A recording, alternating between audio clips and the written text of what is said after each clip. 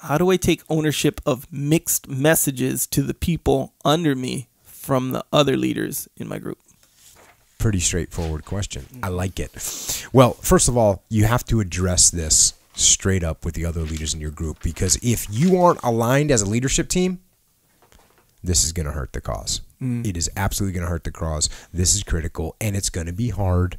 And there are some things in your group that people do not agree on, and that is why they are undermining the messaging, or why they're giving out different messaging, because they don't agree with it. They don't have the courage to stand up and say, hey, I don't agree with this right here, so let's do it a different way. Here's my thoughts. They don't have the courage to do that. So what do? They just sit back, and then when it comes time to put out the word, they put out the mixed messages. And it's a bad situation, and you actually have to lead here. That's what you have to do. And it shouldn't actually be that hard, because what you're asking for is something that anybody can tell is important. So, you say to your leadership team, you go, hey guys, our message to the troops needs to be aligned. And right now it isn't. We need to fix that. Is there anyone on your leadership team who's going to disagree with that? No, they won't. That's not what they disagree with. Everybody knows that the leadership team has to have an aligned message. They have to be on the same sheet of music. And that's what you need to do.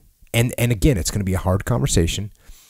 It's going to bring out, that statement should bring out the conversation of what people don't agree on and why they're sending missed messages.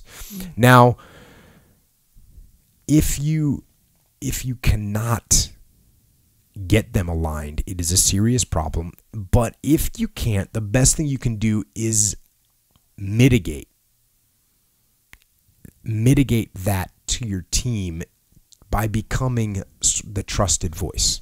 So with your team, you want to become the trusted voice. Now, this doesn't mean that you're going to go out and undermine your other leaders and say, oh, Echo came in here, he doesn't know what he's talking about. No. That's not what I'm talking about. I'm almost never talking about undermining another leader or a leadership team.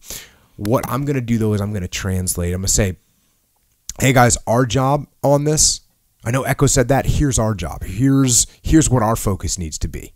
Here's the way this translates for us. So I'm not disparaging you, and I'm not even disagreeing with you. I'm simply honing the message for my team. Now, you still, even when you do that, you're mitigating that as much as possible. You still have to maintain the critical goal of getting your leadership team aligned. And one other little tool to help make that happen is to present their words back to them.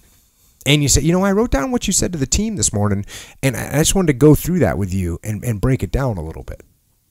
And then go through it line by line and have the hard conversations and make the tough decisions. You got to make the tough decisions. And also, give a little. Seed some points. Right? Be flexible, but unify. Unify the message. And there's not even a worst case scenario, but there are scenarios where Echo and I cannot agree on the message, and we got to go up the chain of command. Now, I would never want to do that. I would never, ever want to say to my boss, hey, Echo and I can't agree. You need to make the decision for us. To me, that's a total failure. It's a failure in my leadership that I can't get us on the same sheet of music. So I can't even think of any time that I ever did that. Went to my boss and said, "Hey, boss, I can't come to a conclusion here with the other task unit commanders, or I can't come to a conclusion with the other platoon commanders, or I can't come to a conclusion with my squad about how we should do this." I've never done that.